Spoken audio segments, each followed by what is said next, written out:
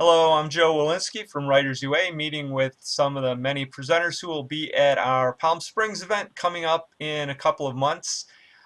Today I'm speaking with Eric Doster. Hello, Eric. How are you? How you doing, Joe? Where are you speaking to us from today? Beautiful, sunny San Luis Obispo. It's winter and it's about 70 degrees outside. We're in California. Ah, wonderful. Great place. Yeah, Cal Poly University is kind of the thing that people know around us.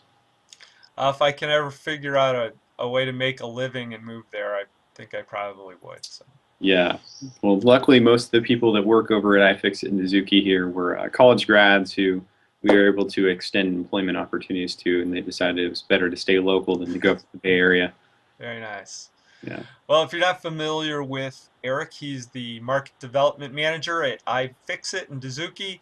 If you haven't checked out their website and the things that they do, they have this amazing collection of how-to information related to hardware and manufacturing, and you might have seen them doing demos of where they take apart devices and put them back together on mainstream consumer info sites. It's really a lot of interesting work, and so I'm excited to have Eric involved in the event.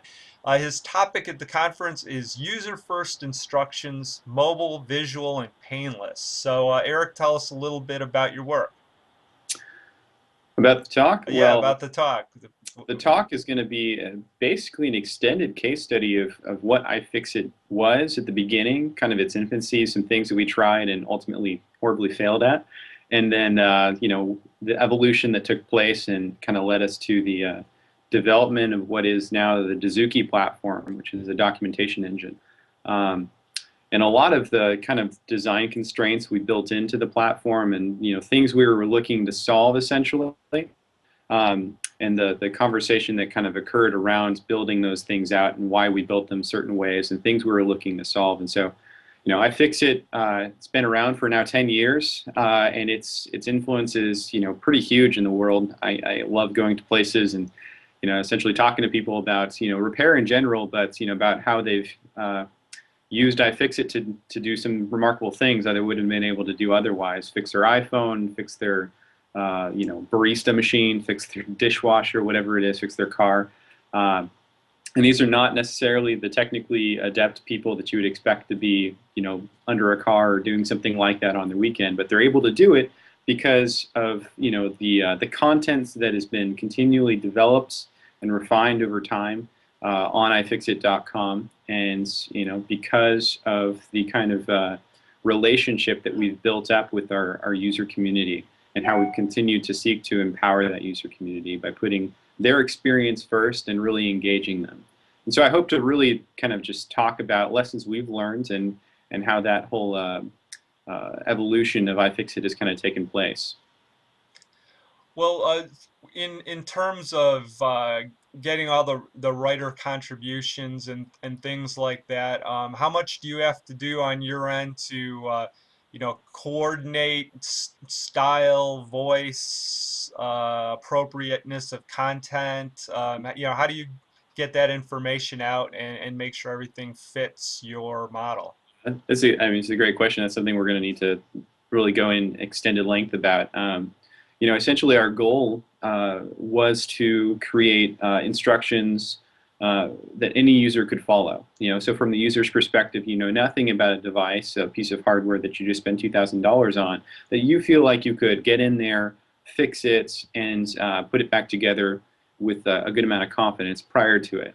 And so how do we convey that? And we decided that in addition to text being unfavorable to look at from the user, it was also a lot easier for people to get, as you asked about user contribution, to get people to contribute if it was more visual. If they could just snap a photo, record a video, that was going to be a lot easier for us to get them in the door with.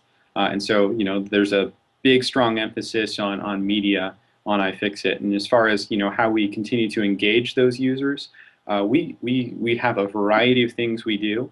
Gamification actually is pretty big, and getting people to engage on the site because they feel recognized. There's kind of a social gamification we've got. is a big component of it. So, people, we're inherently flawed in the idea that we need other people's, respect and recognition to really, feel fulfilled. And so it's a good thing. But what that leads us to is, we want to do things and excel at certain areas, and we ultimately want recognition for that. And so the idea of, our body of content is repair. That's kind of the scope where iFixit lives. And we want to basically tap into the expert knowledge that exists there in the world, because we're a finite team, and we want to then essentially give credit where credit is due across the board. And that's been really instrumental as far as getting people to come in the door, contribute a sentence or an entire manual, and you know, have them engaged and hooked to do that again. And then as far as quality goes, we have controls in place that enable us to really set the tone, let people know what the guidelines are, and then also have those technical controls in place so where we can essentially moderate line by line additions. And there's hundreds of thousands of additions to iFix every year.